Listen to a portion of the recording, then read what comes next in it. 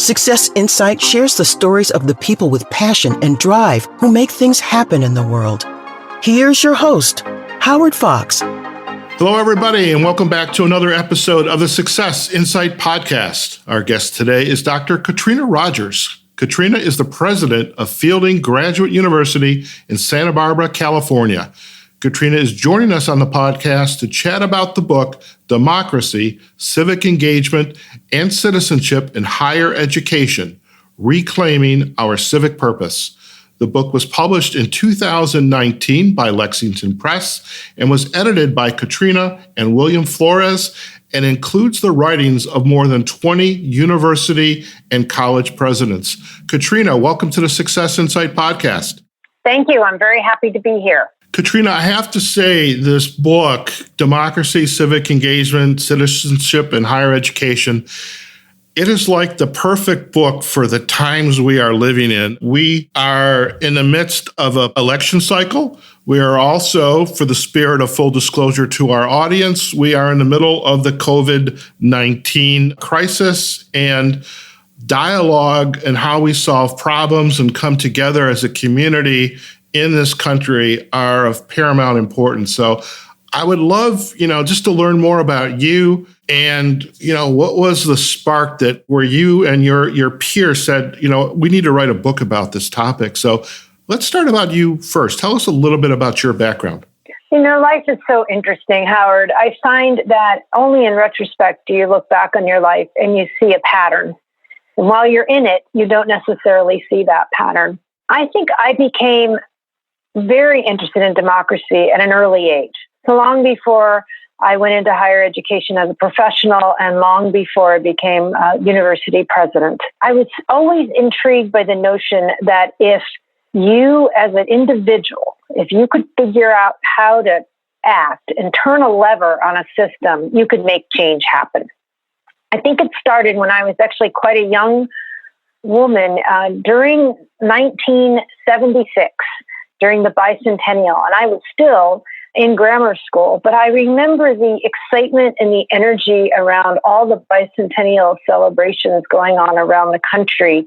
And that was my first notion that we as people are linked to a government we were calling democratic, calling democracy with a small d. And it really activated me because it got me thinking about the role of government and the role of good government and the role of us as citizens. And sort of bracket that, went on in my life, got educated. I ended up working in the nonprofit sector and conservation for many years. And I found myself matriculating back into higher education now as a leader, as a university leader. And I've been at Fielding Graduate University for 15 years and the last 7 as its president. And the more that I have been engaged in leadership, the more that I have seen higher education in particular as maybe unique in being one of the sectors, the only sector that I can think of, that has the duty and the moral responsibility to be in asking of our young people more than simply getting educated, that we have opportunities to ask young people the kinds of questions that challenge them and help them grow into what does it mean to be a citizen. And that idea of citizen, which you can take that notion and just see it from very many different facets, some positive, some not so. It's a social construct, right? It's a term, if you will. But that notion of citizen really underpins the ability for any government to truly be a healthy one and to be a truly democratic one. To think about ourselves or whether we are young kids, and I would imagine there's a limit to how a child, a young grammar school kid, a high school kid can think about themselves as citizens unless we are educated either by our parents, our community, our teachers. Is the role of civics, does that still have a place in schools so that we start to get the basics, the basis, for who we are hopefully going to become? Is that still in play, for kids? Are they learning about what it means to become a future citizen? Yeah, great question. It's some really solid research from political scientists as well as from the Kettering Foundation, who conducts a lot of research on civic engagement across the spectrum of the whole entire population. One of the interesting findings is that, yes, civics matters in the classroom from a very young age up through high school and then into college, but also family. It's the family. And I would ask you yourself, Howard, think about the first time, or how old were you when you first thought about voting? Did somebody teach you? Was it a teacher? Was it your parents? Were there voting booths in your grammar school? Did you learn about it? How did that shape your understanding of you yourself having some kind of agency? And I think that we know that the family is very important in terms of the generational transfer of citizenship, as well as schools. So I would say that they have to interact together. Some researchers have looked at the decline of civics as a formal subject in the classroom from K to 12 and then beyond. And indeed, that has had a deleterious impact on citizen engagement, because there has been a diminution of what it means to be a citizen. It has been reduced to someone voting, as opposed to someone really active in their local community or in politics or in writing letters to their congressman and lobbying or collective action for some greater public good. I remember growing up and going to my local elementary school, because that's where my parents went to vote. I remember going with them. I remember the big voting booth with the curtain and the little levers. I remember that. I remember the lawn signs that would show up a couple times a year or every couple years, 2 years, 4 years. I remember probably when I was 13, 14, Nixon-Humphrey. I think it was Nixon-Humphrey election.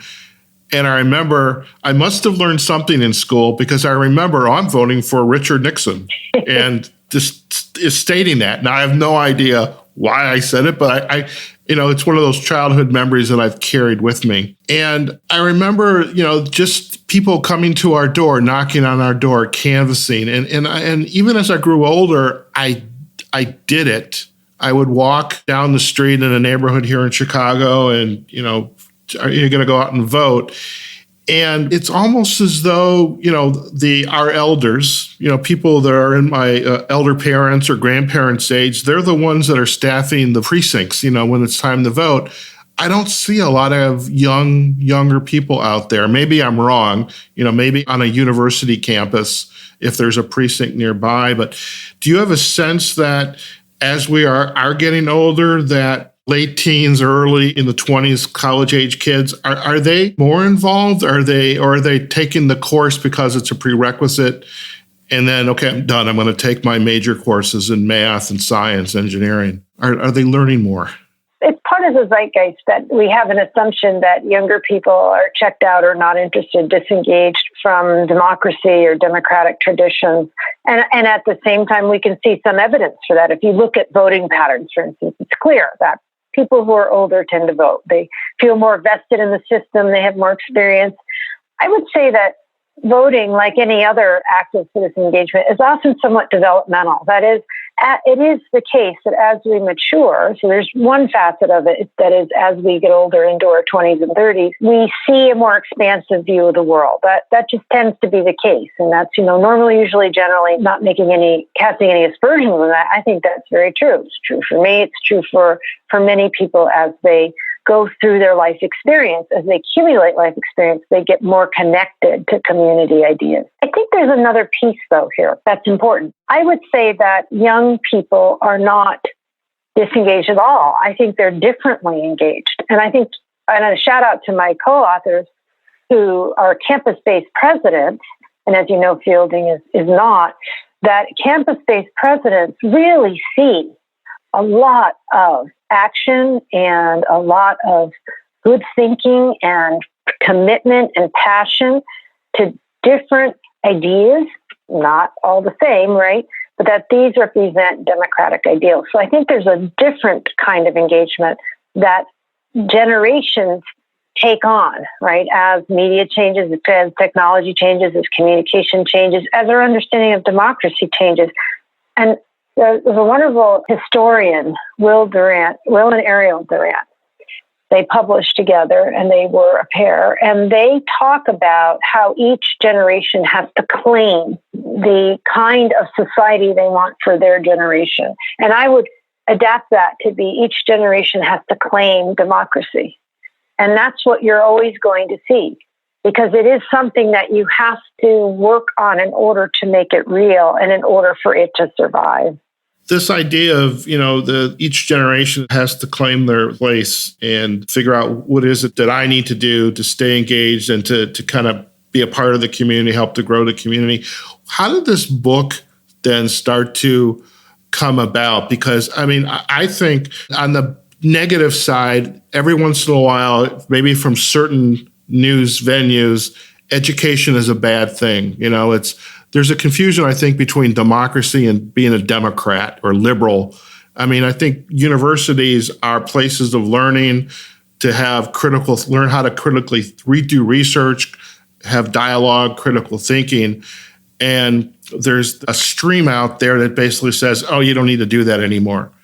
And I look at this book then as an opportunity to say, no, our universities are the perfect place to teach people how to have a role in democracy, have a role in civic engagement, and to be a part of the community. So how did this book then start to go from just an idea, a thought maybe, to becoming a full-fledged text, to be used out in the university environment? There's no question the last 8 years or so, democracy, and I say small d, meaning democracy writ large as a concept not associated with the Democratic Party, has been under threat or has been perceived to be under threat, not just in the United States, but all over the world. And the argument is, if you read Jill Lepore's work in The New Yorker just recently, The Last Time Democracy Almost Died, she pulls together a great deal of research in her narrative that there are these waves across societies that we've seen in the last century where you get these strong rises in populism. Populism tends to be antithetical to democracy, not always, but it tends to be because it tends to give rise to authoritarian regimes. And you could see this in the 20s in Central Europe. You could see it all over the world by the late 30s. And it was part of the spark of World War II. And there are those that make the same parallel, and in fact, in my chapter in this book, I talk about this, that there are so many big structural forces that societies are enduring, trying to process, trying to reconcile into what does their society mean. These forces are globalization and the acceleration of technological innovation.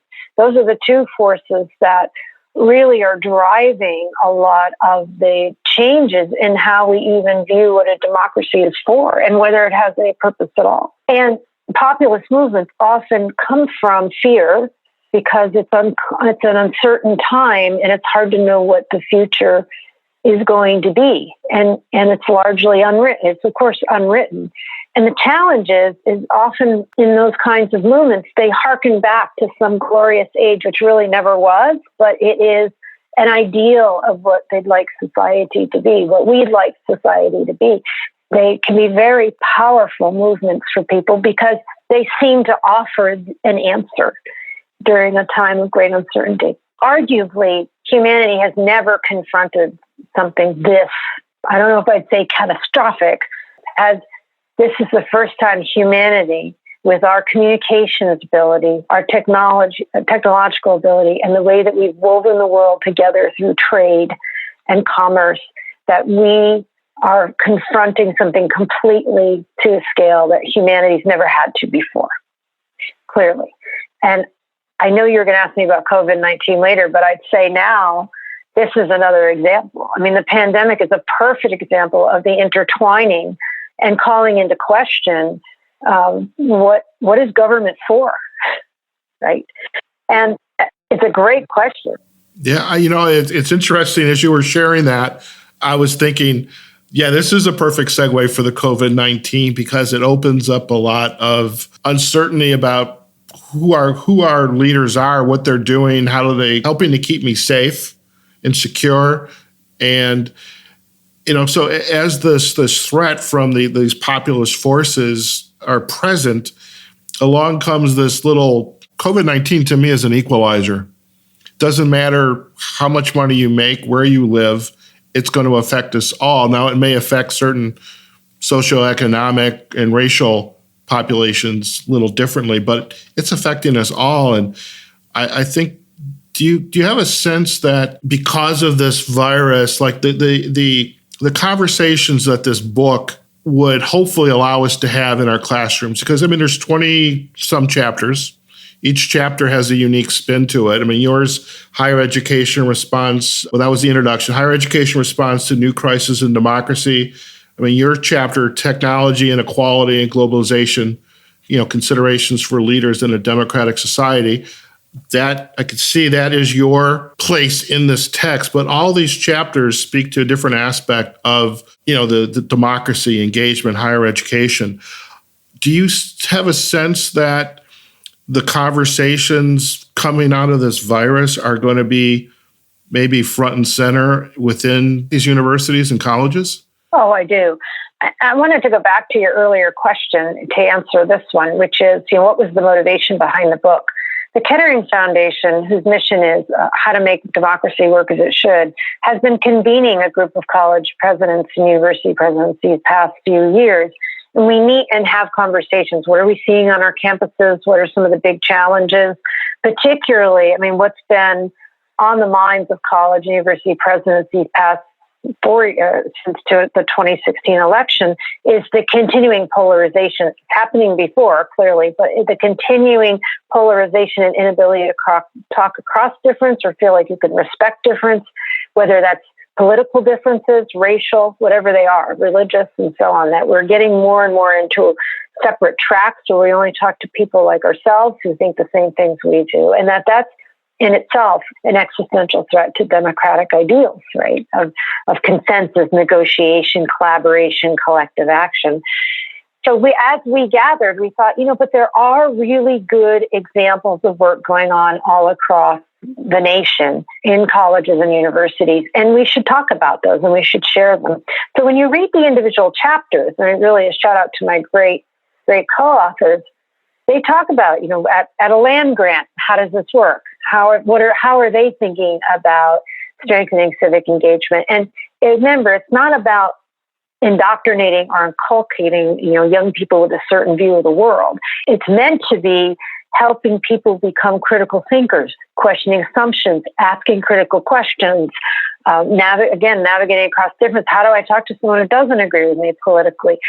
Truth is, we can all use this, right? I'm sure we can all feel like we've been in conversations we didn't know how to get out of or didn't know how to move forward. And these are the kinds of things that presidents are taking up. Another one is free speech. As you know, big conversations and violent demonstrations on college campuses about, what constitutes free speech, what's free, what's hate speech. These are really important. These are the central conversations of our time. So how does this relate to the pandemic? Well, the pandemic is another third, I'd say, kind of external stressor that where you need to be able to assemble large amounts of data, think critically about it, question your assumptions to figure out what decisions do you make in a time of uncertainty. And you can see, I think after this pandemic is over, and this may become episodic, may become more routine as we're in a world of growing population and more animal-human interface, more likely to happen possibly. If you see, as a society adjusts, there's going to be research for years to come, because what you're going to see is where were the regimes, when I say regimes, where were the frameworks where, like, this county did that, and that state did that, and that state did that. What were the results? And how was the citizenry engaged, right? So I think it's going to be really interesting to unpack that. Like, were the citizens of Minnesota different than the ones in Wisconsin? The ones in Louisiana, the ones in California, and I'm not thinking along ideological lines. I'm thinking along almost a kind of cultural line. And can we actually take that as a window on the world for democracy in those places? I think it'll be very interesting to study. Very interesting. And let's take COVID off of the table. I mean, we're heading into the election season. Well, we are in the election season. What am I saying? In a couple months, we're going to have a presidential election. How do your co-authors in this book, what are some of the techniques, styles, processes, ideas? How can we chip away at that polarization so that we can learn to come back, listen to understand, have a dialogue, and try to understand the other person's view without saying, you're wrong, I'm right. And how does that happen not only in the university setting, college setting, the campus setting, but also in the community? Because I think this book is not only perfect for the higher education, but it's also perfect for the community that needs to come to grips. So how can we bring people together? There are two pieces to this. The first is expectation, and the second is skill sets. So in terms of expectations, one of the things education can do is, first of all, pose good questions. Not necessarily have all the answers, but pose questions that help students think more deeply about their own answers and help teach them how to pose questions as well. So one of the expectations I think that educators can set is that we live in an ambiguous, uncertain world. And in order to build one's own resilience, we also need to build a flexible mindset, a flexible and open mindset. And if we could move our students in that direction, they'll do much better over their lifetime. They just will. I mean, the research is solid on this. So that's expectations. The world is not certain. It's not black and white. It's not categorical. It's nuanced, ambiguous, and we can help you get there. And that's a kind of skill set. And there are ways to, certainly there are pedagogical techniques to do exactly that. The second is skill sets on the side of you can help people practice dialogue. And you can actually put people in a classroom or on a virtual setting and actually teach deliberation, dialogue and deliberation. Fielding Graduate University had a certificate for many years called Dialogue, Deliberation, and Public Engagement. Before I was president, I was faculty, and I did a lot of virtual training on being a moderator, on how do you host dialogue, how do you engage in the dialogue, what does success look like. And these are skill sets. And so we know what we need to do and what can be done. And it is absolutely nonpartisan. There's a really good group that came up after the 2016 presidential election, and it's called, and you probably know it, Angels of Our Better Nature. And this is a nonprofit organization that puts people in the room that are polar opposites on the political spectrum and along the continuum, and they learn to talk to each other. And it's fairly profound because it turns out we have more things in common than we have not in common. And if people can move to a frame of listen and observe, then people start hearing each other in a completely different way. Our education system below the high school level, there's a lot of focus on graduating, getting people into colleges, universities for STEM-related careers, technology, engineering, et cetera, mathematics. Do you have a sense that these types of skill sets that you just described, practicing dialogue and expectations, this nuanced type of dialogue, that we need to perhaps go back and refocus some of our efforts in education to develop those skills earlier, or does it happen at the university college level? I'm an advocate that the earlier that a person can learn these skills, the stronger they'll be going through college. I'm also an advocate of the notion that you can do these things and teach content expertise. In other words, it's about how you teach the content.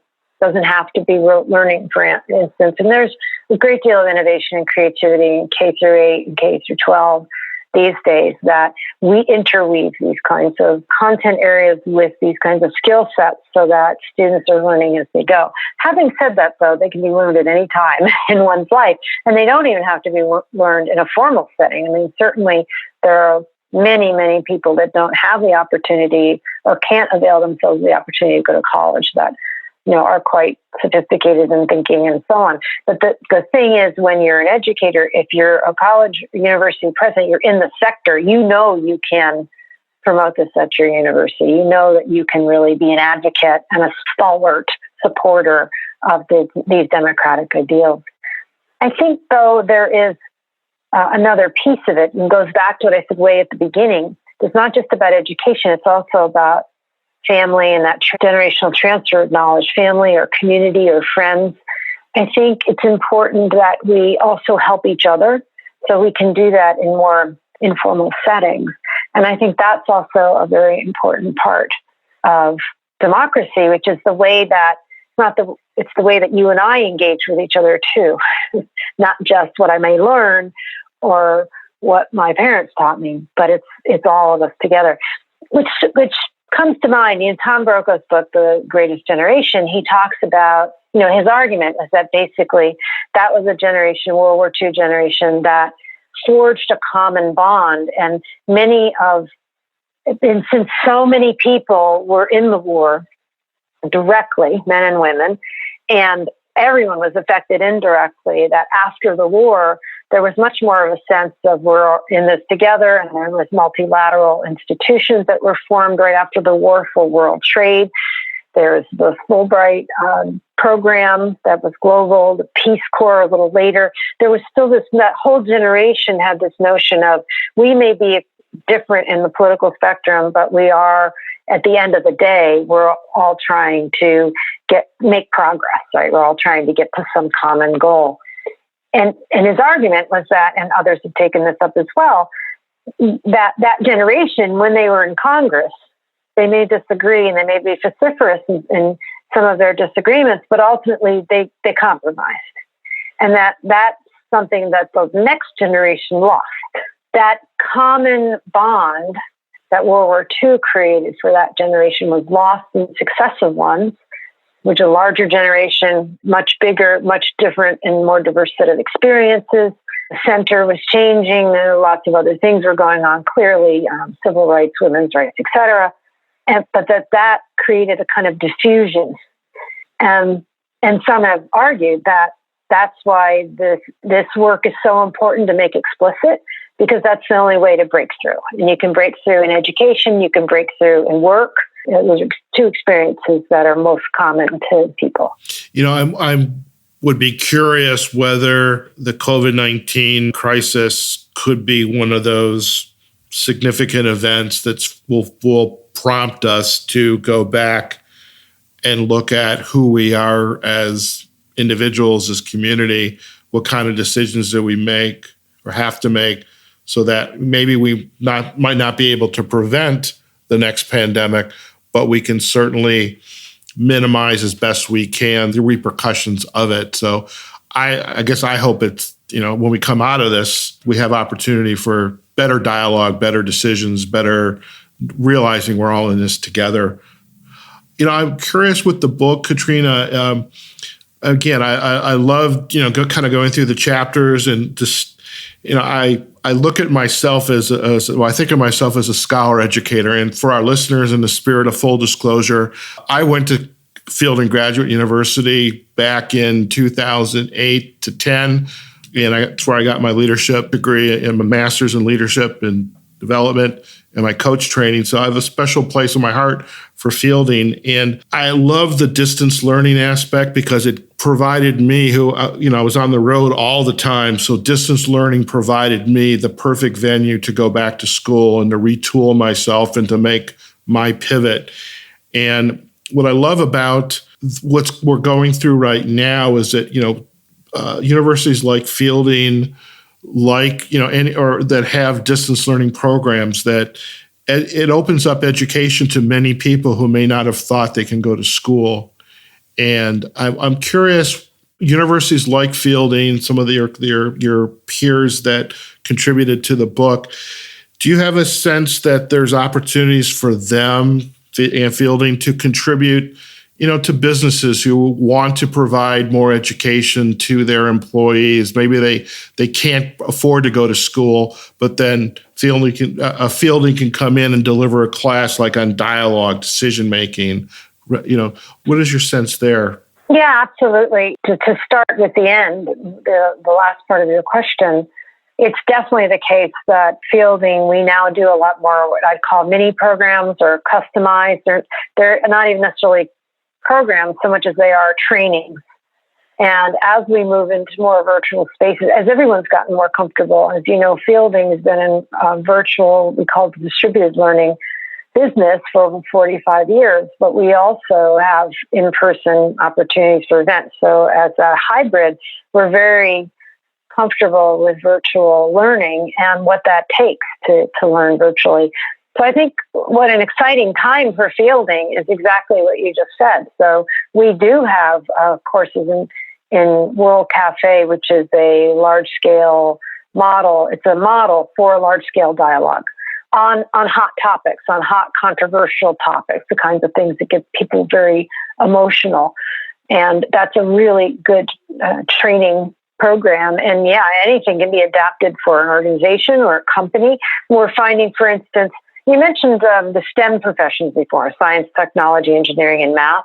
I was curious that you mentioned it because, as it turns out, Fielding has a National Science Foundation funded project to teach developmental leadership development skills, mentoring, the kinds of things that we're just talking about that are also important in democracy, to teach that for people in the STEM professions. So for those that may have focused almost exclusively in their particular content area, there are opportunities to continue learning over your lifetime, and these skills will help you in other ways.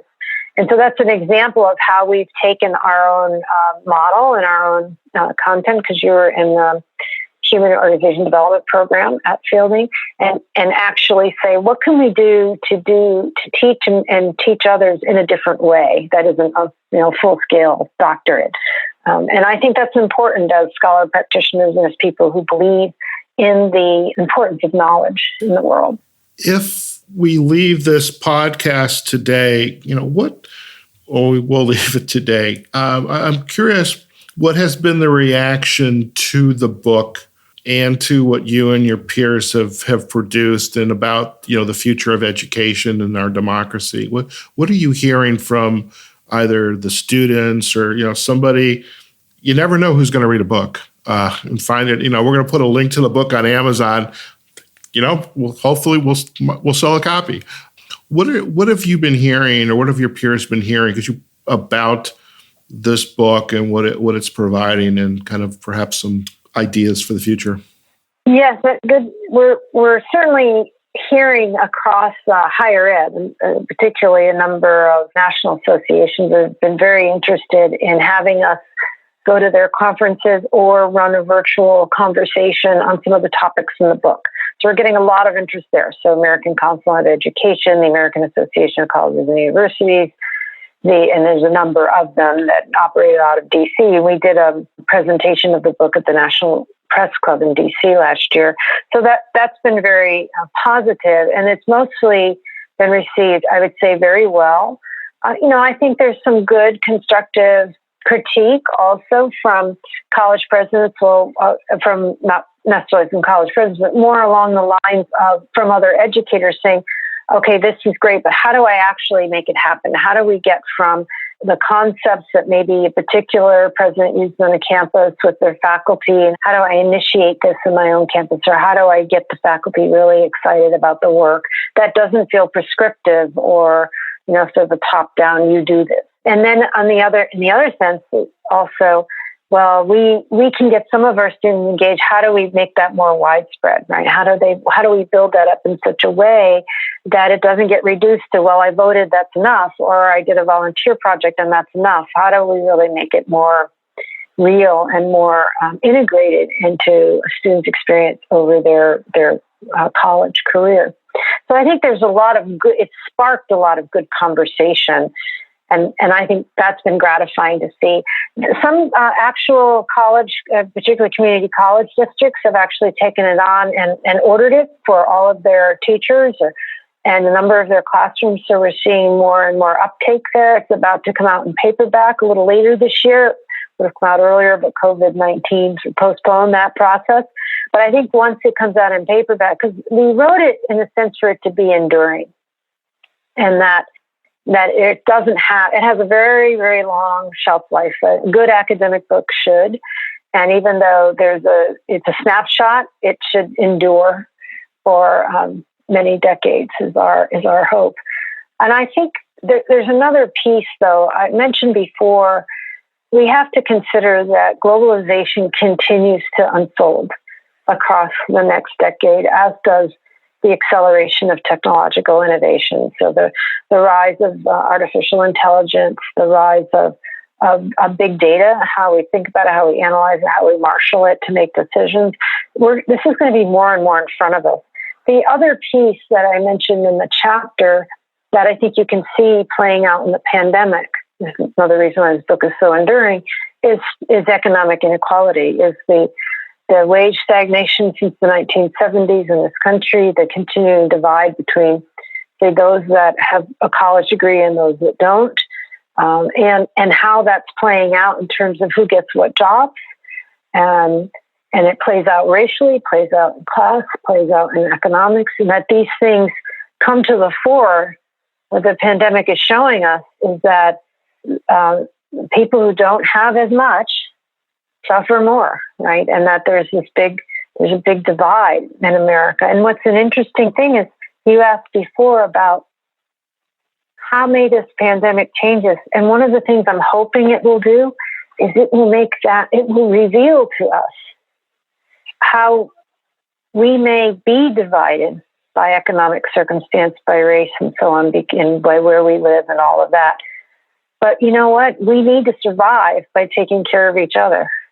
I think it's a very curious thing that the way to be safe in a pandemic is to do right by the community, right? Isolate, protect yourself so you protect others. I think that's a great lesson to learn, and I really hope we learn it. Fantastic. And most definitely that. I mean, that, we have a segment in our podcast. We call it an insight to go. And I was going to ask you for an insight to go, what would you like to leave our audience? And I still would love to have that if you want to share. But what you did just share, I thought was very important. There's an opportunity for us in the community to take care not only of ourselves, but others in the community. So we all come out of this, hopefully better. So Katrina, I still do want to offer, is there some final thought, a quote, something you'd like to share with our audience, a recommendation as we kind of bring this podcast to the close? In the last part of the book, we talk about 10 recommendations, concrete things you can do. And I think, I know the publisher is interested in doing another volume. And I think in the next volume, we'd like to see, well, how could this be applied across other kinds of organizations and companies and nonprofits? What are the ways in to get people to be thinking about voice and opportunity as it relates to promoting democratic values? Because I think when we come back to what is democracy with a small d, what we find is that we do have a common agreement around our values. And if we can have those kinds of conversations, I think we will create the world that we all want to live in. Fantastic. Katrina, before we head out, if our listeners would like to learn more about you, your work, the book, where are the best places for them to go? Yes, well, Fielding has a website, and there's a link to the Office of the President if you want to learn more about Fielding Graduate University. Thank you. Also, great way, I'm always happy to link in with people on LinkedIn, and would love it if people would know about my LinkedIn address. There is a Facebook for Fielding as well. And I hope that everyone takes a look at the book, which of course can be found on Amazon. Fantastic. And we'll most certainly provide links back to the Fielding website, as well as to your LinkedIn profile and to the book page on Amazon. So I truly appreciate you taking time out of what I know is a very busy day to join us on the podcast, and really phenomenal dialogue and conversation. And I know I got a lot out of it, and I'm sure our listeners will as well. And I truly appreciate you taking the time to join us. Thank you, Howard. I'm always pleased to speak with a Fielding graduate. We're very proud of the work you do as well. Thank you so much. All right, folks, there you have it. We have just been chatting with Dr. Katrina Rogers. She's the president of Fielding Graduate University, and she is the co-editor and one of 20 plus contributing authors of the book, Democracy, Civic Engagement, and Citizenship in Higher Education, Reclaiming Our Civic Purpose. And I hope you all found this conversation insightful. I guess that's one of the reasons why we call it the Success Insight Podcast, is we're looking to have those splashes of insight, those light bulbs going off, the pop, pop, pop, and some new way of thinking and a new way of having a conversation. Do go out to the Amazon page. We'll provide a link and check out the book. If you're interested in distributed learning and virtual Fielding Graduate University, I will gladly talk night and day about Fielding. It was a wonderful experience. We'd also love your feedback on this podcast episode, so please visit us on successinsightpodcast.com. This episode, or any other episode for that matter, you can find us on our Success Insight podcast pages on Facebook, LinkedIn. We are on Twitter. We're even on Pinterest. That's more for the children's book authors. But hey, wherever you can find us, on platforms as well, like Spotify, iHeartRadio, Apple Podcasts, Google Podcasts. So lots of places for you to take advantage of the great conversations we're having here. And as we say after every podcast, or at the end of every podcast, wherever you are, whatever you're doing, go out there, have a safe day, have a great time with your friends, your family, do it at a distance, but wherever you are, make sure it's a phenomenal day as well. We'll see you on the next episode of the Success Insight Podcast. Take care now. Success Insight is a production of Fox Coaching and First Story Strategies. Find us online, successinsightpodcast.com.